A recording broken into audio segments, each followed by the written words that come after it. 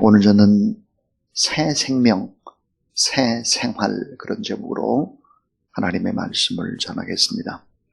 새 생명을 얻은 우리가 새롭게 생활을 해야 되는데 그 생활의 원칙이 어떤 원칙이 있을까 하는 것이죠.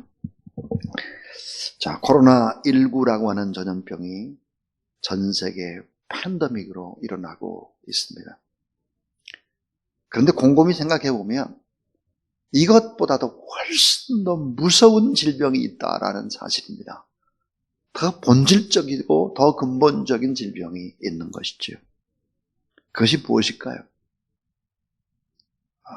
저는 어제 산부 예배를 마치고 우리 목회자들과 교회 가까운 식당을 찾았습니다. 그리고 저의 생각과는 전혀 다른 깜짝 놀라운 그런 광경들을 보았습니다. 식당에는 마스크를 다 쓸 것이라고 생각을 했는데 생각보다는 마스크를 쓰지 않았다라고 하는 것입니다. 참 안타까웠습니다.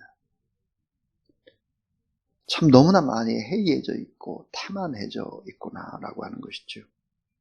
음식점이나 또 카페나 그 밖에 지하철이나 종종 볼 수 있는 거죠. 종종. 코로나19보다 더 무서운 질병이 뭘까? 대한민국이라는 사회에 보이지 않는 뿌리, 루트를 부식시키는 질병이 무엇이겠나? 그것은 바로 윤리의 실종이고 가치관의 실종입니다. 그리고 자유와 그에 따르는 바로 책임인 것이죠. 조금 전에 차를 타고 오면서 깜짝 놀랐습니다. 가락시장 앞이었는데요. 아주 질주하는 차량이 차선을 3개를 점령하면서 막 우리 쪽으로 점령을 하는 것이죠. 부딪히는 거죠. 너무너무 안타까운 일들이죠. 자유라고 하는 것은 책임이 뒤따르는 것인데요. 가치관의 실종이었습니다. 우리들의 답답함, 정부의 정책이 아무리 좋은 정책을 써도 위기라고 외쳐도 따르지 않을 때 속수무책이다라고 하는 사실이죠. 자, 이 같은 때 오늘 우리들은 어떻게 살아야 될까? 크리스찬으로서 하나님을 믿는 사람들이 과연 어떤 삶을 살아야 될까 하는 것입니다. 또 우리 정치가들은 과연 어떻게 이 상황들을 좀 봐야 될 것인가 하는 부분의 문제입니다. 유명한 역사가였던 아놀드 토인비 교수는 사회가 중병을 앓고 있을 때 그 사회의 체계 안에는 그 사회의 질병을 치료할 수 있는 영향력이 부재하다는 사실을 지적했습니다. 이 말은 사회 체계 안에 치유의 능력이 없다. 만약 희망이 있다면 그 사회를 구성하는 개인들에게만 희망이 있을 수 있다. 그랬습니다. 이 사회라는 단어는 매우 추상적이어서 우리 사회를 변화시키고자 부르짖지만 좀처럼 변화되지 않죠. 다만 희망이 있다면 이 사회를 구성하고 있는 개개인들의 깊은 변화가 핵심이라는 거죠. 책임의식을 느끼는 개개인, 변화되는 그 길, 그것은 바로 개개인에게 호소하는 것입니다. 개개인이 깨닫는 것이고 개개인이 바로 새 생명을 얻었다면 새 생활을 해야 한다는 것이죠. 이 토인비 교수님 같은 변화와 책임의 새로운 코어 멤버들이 있는데요. 그 새로운 변화, 이 책임의 코어 멤버들이 누굴까?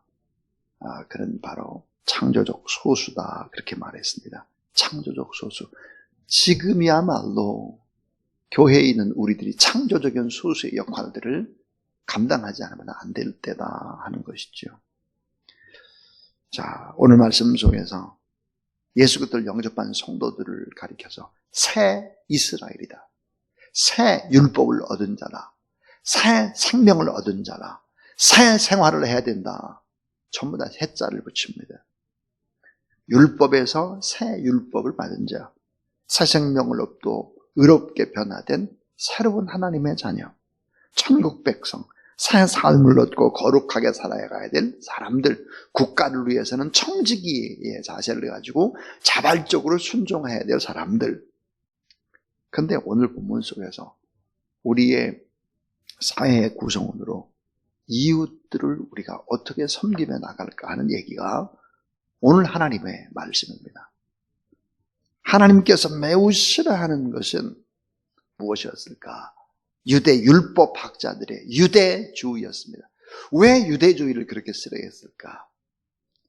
국가의 정치가나 권력자들이 깊이 생각을 해야 되는 부분의 문제죠. 자, 왜 율법은 참 좋은데 율법주의나 유대주의나 이 주의를 싫어하셨을까? 그것은 이들이 강조한 것이 하나님의 사랑보다는 뭘 강조했느냐? 법이었습니다. 하나님의 사랑보다 법을 강조하는 거예요. 너그러운 관용이 필요한데요. 이 관용보다는 형벌로 다스리고자 했습니다. 일벌 100개. 용서보다는 자꾸 질책하고 비난을 가하고 편 가르기를 하는 것입니다. 하나님의 사랑을 인간 사랑으로 연결시켜야 되는데 하나님의 사랑을 인간 사랑과 연결하지 못했다라고 하는 것이죠. 오늘 로마서 13장 8절 9절에 보면 피차 사랑의 빛 외에는 아무에게든지 아무 빛도 지지 말라. 남을 사랑하는 자는 놀라운 얘기를 하고 있습니다. 남을 사랑하는 자는 율법을 다 이루었느니라. 율법, 그냥 법이에요, 법. 법의 근본 정신이 뭡니까? 사랑이죠. 법의 근본 정신이 뭡니까? 선을 이루는 거예요. 그러니까 이웃을 사랑한다고 하는 것은 법을 다 이루는 것이다. 10절에 보면 사랑은 이웃의 악을 행하지 아니하나니 그러므로 사랑은 율법의 완성이니라 그랬습니다. 자, 오늘 이 말씀 속에서 우리가 아주 중요하게 꼭 지켜야 될 원칙들이 있습니다. 그 원칙이 무엇일까? 첫 번째입니다. 첫 번째는 우리가 다 할 수 없는 최고의 의무는 사랑입니다 하는 거예요. 우리가 다 할 수 없는 최고의 의무는 사랑입니다. 로마서 13장 8절 우리가 조금 전에 읽었는데 이 말씀을 우리말 성경으로 읽으면 이래요. 서로 사랑하는 것 외에는 누구에게든지 아무 빚을 지지 마십시오. 남을 사랑하는 사람은 율법을 다 이루었습니다. 근데 공동 번역은 훨씬 더 쉽게 번역을 하고 있습니다. 이렇게 되어 있어요. 남에게 해야 할 의무를 다 하십시오. 그러나 아무리 다 해도 다 할 수 없는 의무가 한 가지 있습니다. 그것은 사랑의 의무입니다. 참 이게 엄청난 얘기입니다. 아무리 다 해도 다 할 수 없는 의무가 한 가지 있습니다. 그것은 사랑의 의무입니다. 그러니까 나는 정말 최선을 다했어. 나는 정말 효도했어. 나는 정말 충성을 다하고 난 모든 것을 바쳤어. 거짓말이에요. 거짓말. 우리 어머님은 늘 저에게 미안하다고. 어머니께 미안할 게 뭡니까? 생명을 바치고 최고 최선을 다해야 돼. 그냥 미안하대. 기도하면 할수록 교회 앞에 제가 미안하고 성도들 앞에 미안하고 목회자들에게 미안하고 특별히 지금 우리 신학교 공부하는 우리 전도사님들한테 제가 많이 미안하죠. 그런 마음을 갖는 것이 정상이다 하는 거예요. 정상. 아무리 다 해도 다 할 수 없는 의무가 한 가지 있습니다. 그것은 사랑의 의무입니다. 더욱더 사랑하라. 힘을 다해서 힘에 지나도록 사랑하여라. 피차 사랑하여라. 성경은 보니까 뭐라고 사랑하느냐? 종처럼 사랑하여라. 우리가 종이란 말이에요.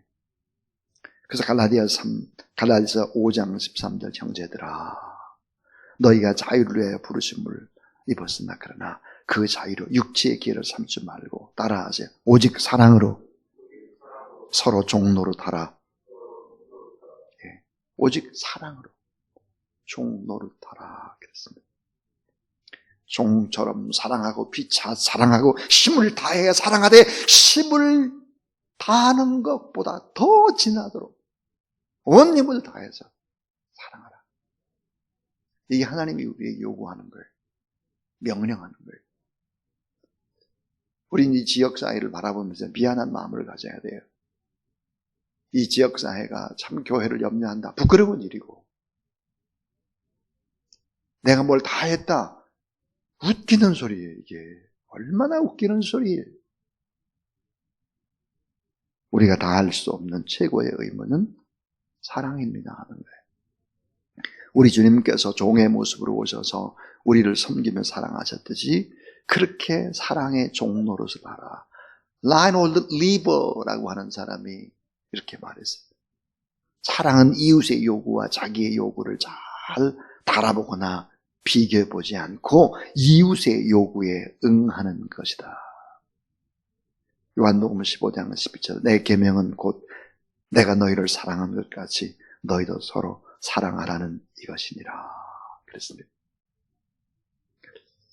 그래서 종종 이런 생각이 듭니다. 열심히 목회를 한 목회자로서 교회를 섬긴 목회자로서 그리고 이 지역사회나 국가를 위해서 무언가를 하려고 했던 그런 목회자들이 좀 억울하다 그런 생각이 들 때가 있죠. 좀 억울하다. 저도 그런 생각이 많이 들었어요. 근데 오늘 이 말씀을 보면서 제가 어떤 생각이 드는가 하면 정책을 저것도 잘못 쓰고 저것도 잘못 쓰고 막 지적하던 그 손길을 이제는 나에게로 향하라는 거예요. 이제는 교회에게로 향하라. 교회에게. 우리의 시선을 외부로 향하지 말고 나의 내부로 향하라.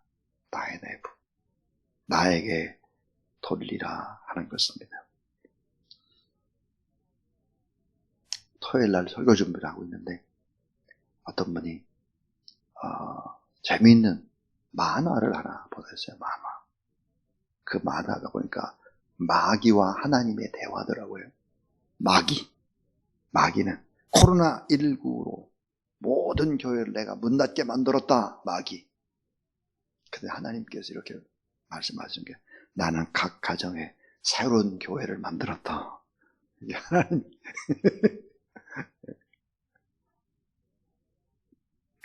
우리가 다 할 수 없는 최고의 의무가 뭘까? 사랑이다.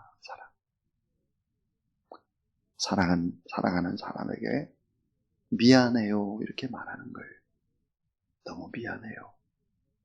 내가 참 잘못해서 너무 미안해요.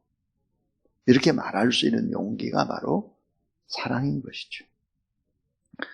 그 다음 두 번째입니다. 사랑은 모든 법의 기초요 완성입니다 하는 거예요. 사랑은 모든 법의 기초입니다. 그리고 모든 법의 완성입니다. 이게 사랑이에요. 그래서 남을 사랑하는 자는 율법을 다 이루었다 했고 사랑은 율법의 완성이다 그랬습니다. 저는 어제 참 용기를 얻은 문자 하나를 밤에 받았습니다. 이 설교를 막 준비를 하고 있는데 문자를 받고 참 다시 용기를 냈습니다. 그게 뭐냐면 캄보디아의 이영우 선교사님한테 문자가 왔습니다. 그 문자의 내용은 이러합니다. 목사님 참 감사해요. 함께 주사랑교회 예배, 온라인 예배에 같이 참여한 사람이 35명입니다.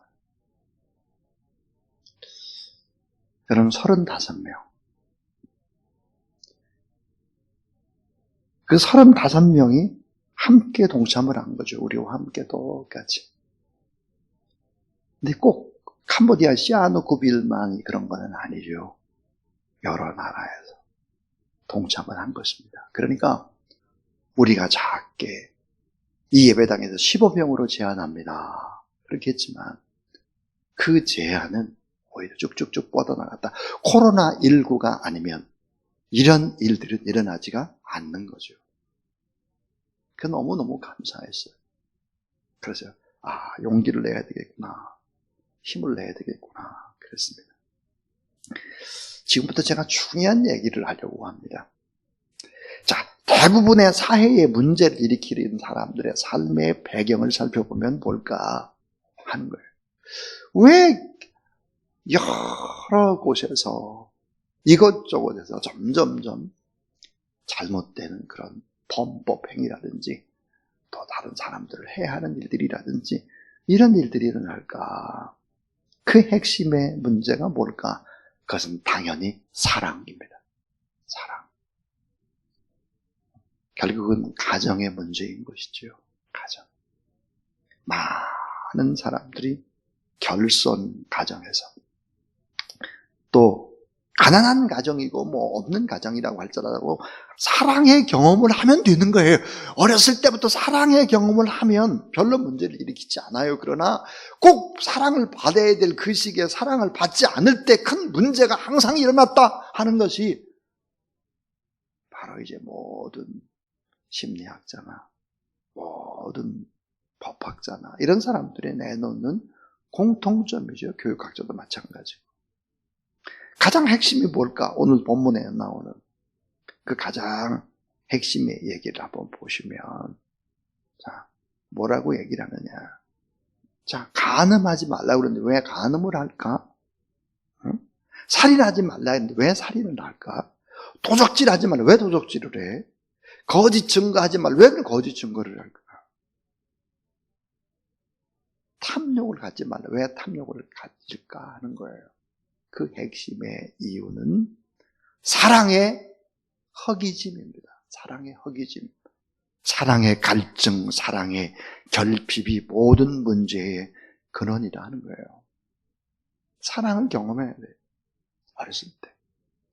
엄마, 아빠의 사랑을 경험하든지 아니면 엄마, 아빠의 사랑보다 더 뛰어난 하나님의 사랑을 어렸을 때 경험을 하든지 어쨌든 사랑을 경험하지 않으면 이게 모든 문제가 사회의 문제가 다 거기에서 파생이 되는 거예요. 핵심이. 문제 해결이 뭘까? 사랑입니다. 인간의 사랑이 아니라 하나님의 사랑이에요. 하나님의 사랑. 가장 순수한 사랑, 십자가의 사랑이죠. 가장 비이기적인 사랑, 가장 조건 없는 사랑, 모든 죄와 허물들을 다 덮어버리는 사랑, 심판의 자리에서 대신 들어가는 사랑. 이런 사랑은 세상에서 볼 수 없어요. 이런 사랑이 바로 십자가의 사랑인데 그 사랑으로 하나님이 나를 사랑한다라고 하는 이것이 믿어질 때 범죄할 수가 없는 거죠. 새 율법, 새 생활, 새 생명인데 어떻게 그렇게 할 수 있겠어요? 십자가의 사랑, 그 사랑의 넓이와 길이와 높이와 깊이 측량할 길이 없어요.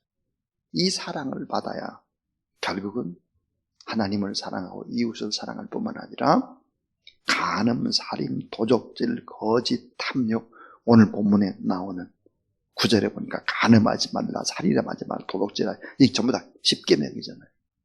이런 거 다 이룰 수 있는 핵심이 뭘까? 사랑이라는 거예요. 사랑. 그래서 여러분 하나님의 사랑으로 충만해지는 그런 여러분이 될 수 있기를 주의 이름으로 축원합니다.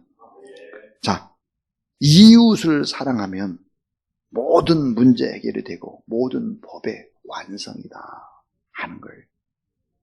마지막 세 번째 이야기입니다. 이 마지막 세 번째는 성도들은 이 시대에 세움받은 선지자다 하는 거예요. 따라하자. 성도들은 이 시대에 세움받은 선지자다. 예. 자, 이 시대에 세움받은 선지자이기 때문에 깨어 있어서 하나님의 말씀을 받고 깨어 있어서 기도하고 그렇게 해야 되는 이 시대에 세움받은 선지자다. 지금은 뭐야? 자다가 깰 때다 하는 거예요. 지금은 자다가 깰 때다. 사랑이 율법의 완성이라면 냉혹한 이 시대를 살아가는 준엄한 명령이 사랑이라면 어려운 이웃을 어떻게 사랑해야 할까? 가장 중요한 것은 나 자신입니다. 나 자신이 이 시대에 세움받은 선지자다. 이런 생각을 가지고 하나님 앞에 우리가 서야 한다는 것이죠. 자, 이 사회를 비판하던 그 잣대를 가지고 이제는 나 자신, 교회를 먼저 비판할 수 있어야 되고, 정부와 사회와 이웃에 대해서 냉혹하게 비판하던 그 잣대로 나 자신을 돌아봐야 할 때고, 내가 변화되야 되고. 자, 내가 변화되는 것이 뭘까요? 이거 바로 구원의 완성인 것입니다. 로마서 13장 11절에 보면, 또한 너희가 이 시기를 알거니와 자다가 깰 때가 벌써 되었으니 이는 이제 우리의 구원이 처음 믿을 때보다 가까웠습니다. 밤이 깊고 낮이 가까웠으니 그러므로 우리가 어둠의 일을 벗고 빛의 갑옷을 입자 그랬습니다. 자, 자다가 깰 때, 이때라고 하는 단어가 뭘까? 카이로스입니다. 카이로스라고 하는 것은 질적인 바로 농축된 의미의 시간을 가리키죠. 그래서 자다가 깰 때가 지금이다. 자, 밤이 깊고 낮이 가까울 때 지금이다. 낮과 같이 단정에 행해야 될 때 지금이다. 빛의 갑옷을 입어야 될 때가 지금이다. 예수 그리스도의 옷을 입어야 할 때가 지금이다. 점점 흔드는 마지막 때가 바로 지금이다. 지금. 오늘 우리는 이 시대에 세움받은 선지자다. 지금은 깨어 있어야 될 때다. 철저히 교회가 더 방역하고 철저히 더 사랑하고, 교회가 많은 비난을 듣는다고 할지라도 그 비난을 반대로 생각을 해야 돼요. 당신들이라도 좀 지켜달라. 제발 좀. 당신들이라도. 그런 부탁인 거예요. 이렇게 받아들여야 하는 것입니다. 오늘 로마서 13장 13절 14절 말씀을 한번 볼까요? 너무 중요한 말씀이죠. 낮에와 같이 단적에 행하고 방탕하거나 술 취하지 말며 음란하거나 호색하지 말며 다투거나 시기하지 말고 오직 주 예수 그리스도로 옷 입고 정력을 위하여 육신의 일을 도모하지 말라 그랬는데, 이 로마서 바로 이제 오늘 이 본문 13장 13절 14절 이 말씀은 우리가 잘 아는 아우구스티누스, 이 사람이 이제 변화된 그런 말씀이다 그래요. 그리스도교 역사상 가장 큰 영향을 끼친 최고의 신학자 아우구스티누스입니다. 독일의 신학자인 하르낙이라는 사람은 바울과 루터 사이에 교회가 요구하는 바로 어거스틴에게 맞설 만한 인물은 없었다 그랬습니다. 자, 교부의 아버지, 교부 철학의 대부였죠. 그래서 자유의지론이라든지 참회록이라든지 신국론, 그러니까 하나님의 도성이죠. 이런 책들이라든지 삼위일체론이나 기독교 교육론이라든지 이런 책을 쓴 위대한 사람입니다. 정말 위대한 사람이죠. 근데 이 사람은 누구였을까? 만이교에 빠져가지고 완전 타락한 사람이에요. 탕자입니다. 탕자. 이 탕자가 하나님 품으로 어떻게 돌아올 수 있었을까 하는 거예요. 두 가지 핵심의 요소가 있었습니다. 그것은 어머니의 사랑입니다. 어머니 모니카의 사랑, 뜨거운 눈물의 간절한 기도였고요. 또 하나 있다면 그것은 바로 암브로스 감독의 설교였다고 하는 것입니다. 설교. 하나님의 말씀이었죠. 그 결국은 이 탕자가 돌아와서 기독교 역사상 가장 위대한 바로 사상가요. 그는 사실은 사상가뿐만 아니라 문학가요, 신학자요, 성인으로 추대를 받는 이런 사람으로 바뀐 것입니다. 자, 이제 저는 설교를 마치려고 합니다. 자, 새 생명, 새 생활. 우리 새 율법을 받은 사람들인데 어떻게 살아야 될까? 그것은 바로 우리가 다 할 수 없는 최고의 의무는 사랑이다, 사랑. 우리 다 할 수 없어도 최고 최선으로 사랑으로 종로들을 하자 하는 거예요.